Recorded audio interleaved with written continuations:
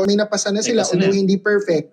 Pero ang hindi pa din nakakapasa, kaya hindi sila maka-bycam at hindi mo mabigay kay Pangulo yung batas, sa Senado. So, the pressure, double pressure will be on the senators. Kasi madami sa kanila re-electionists sa 2028. So, actually, magandang opportunity to for one or many of them to claim that issue na, bill ko yan. Oo, ako nag-author niyan. Para kapag dating ng election, yun ibebenta, ipapronta. Parang Kiko Pangilinan Agriculture, parang Bam Aquino Education. So, isa pang highlight nitong SONA ni Pangulong Bongbong Marcos, yung kanyang proposal to support the middle class and small business through tax relief.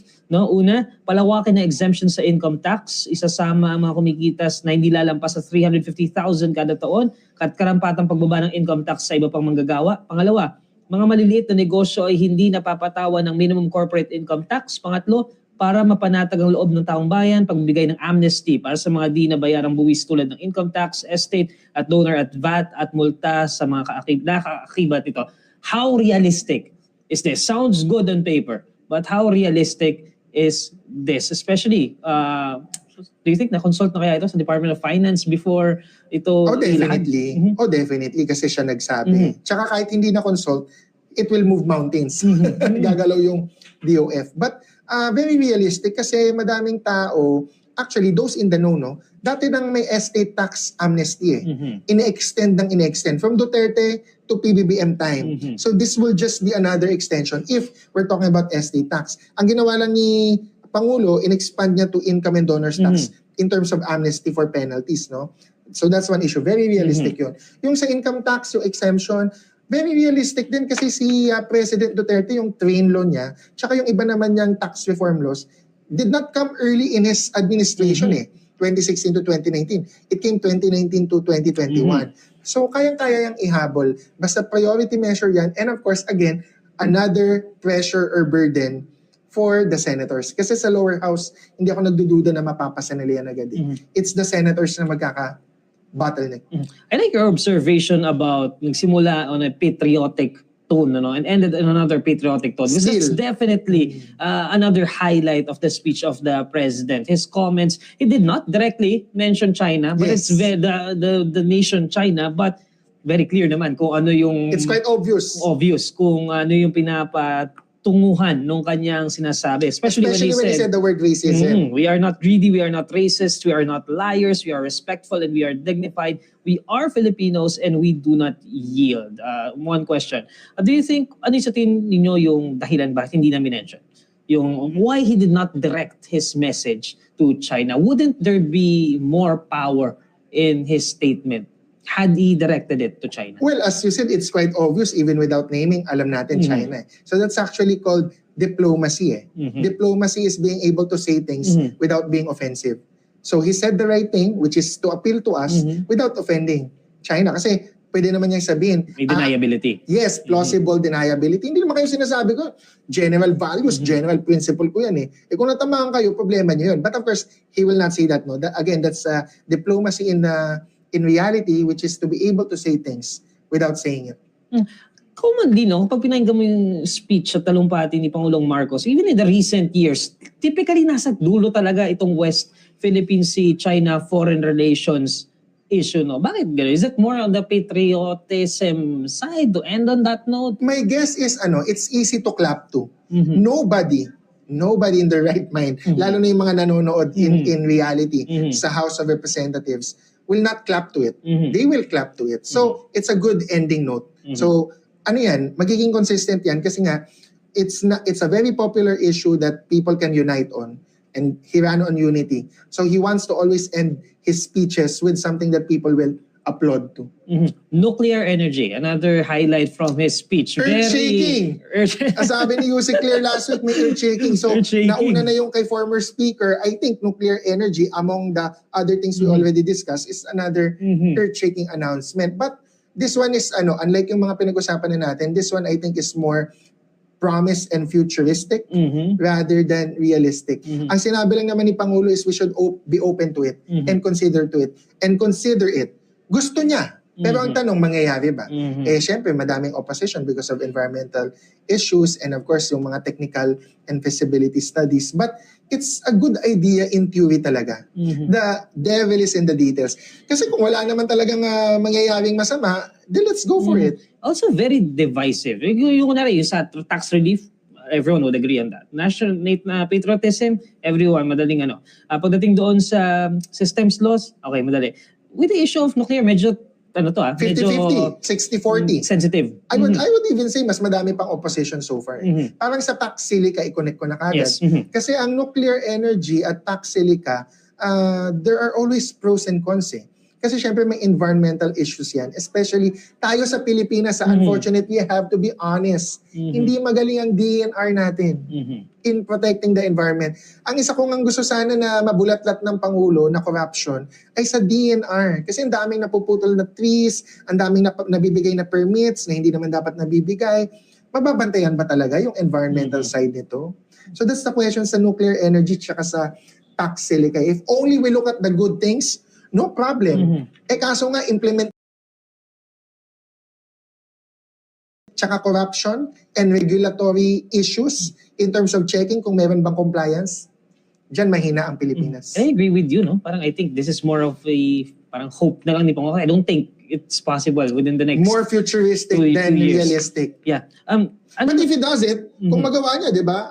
Baka legacy niya yun. Kung magawa niya. Ano naman yung issues? So marami tayong napag-usapan na issues na kumbaga highlights nung kanyang talumpati. Meron bang issue? Do you have an issue in mind na hindi nabanggit ng Pangulo? Madami, no? Meron akong tatlong naisip. May notes akong ginawa dyan na yung mga hindi na-mention eh. 3 elephants in the room. Elephant kasi dapat pag-usapan niya kaso hindi niya pinag-usapan. Yung Classroom Acceleration Program or building of classrooms, di ba, I think it has 6.7 billion pesos na allocation. Pero alam ko may ginagawa at mayroon ng mga nako-construct si Sec Sani Angara, DepEd. Ang problema ko nga, bakit si Sec Estrella lang yung na-special mention? Yung mga ibang cabinet secretaries hindi na special mention. Although, maganda yung mga ginagawa ni... Although kanina may mga focus kila Secretary Dizon. While the President is talking about their issues, pero walang specific or special mention. Si Darsec Estrella lang. But that's good for him, no? Na madaming mga nagagawa, madami pa daw gagawin, wag daw mag-retire.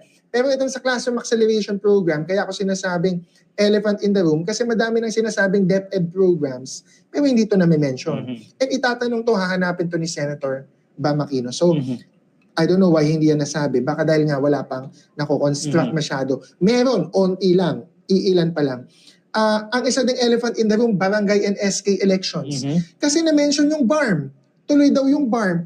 And yet walang sinabi sa barangay and SK elections, that's November 2. Ipapapostpone ba niya ulit? Or matutuloy na kasi dapat magalit na ang Supreme Court or si Attorney Makalintal if mapostpone na naman. Kasi pinopostpone eh. So that's a elephant in the room. The other thing, I think, in terms of the West Philippine Sea, while he was strong on that, baka lang may maganap, no? Not as the two I mentioned before, but pwede din may maganap on the issue of provisional understanding with China kasi yun yung naging diplomatic issue ngayon in terms of the BRP Sierra Madre, yung ating mga resupply missions doon. Meron daw secret agreement, ano ba yung teksto ng provisional understanding. But I can see it why hindi niya minention sa SONA. Ako lang, sa tingin ko, some of the observers of the West Philippine Sea will look for it from him. But the first two, yan, I think many people will look for classroom acceleration, the building of classrooms, and for barangay elections. Kapag pinakinggan mo yung naging talumpati ni Pangulong Bongbong Marcos, do you think it gave a coherent vision ng kanya magiging plano para sa remaining 2 years niya, which essentially would also write his legacy as a president? Yes. When we were mentioning kanina yung starting off on a patriotic tone and ending on a patriotic tone, that's also actually legacy building na nga kasi this is his second to the last SONA. So I think ang gusto niyang maging legacy is about nationalism and patriotism, standing very strong or strongly on the issue of the West Philippine Sea and on anti-corruption na wala siyang sinasanto na I am a president of the republic, not of a specific group of people. So, legacy building na talaga yung SONA. And I can see the direction.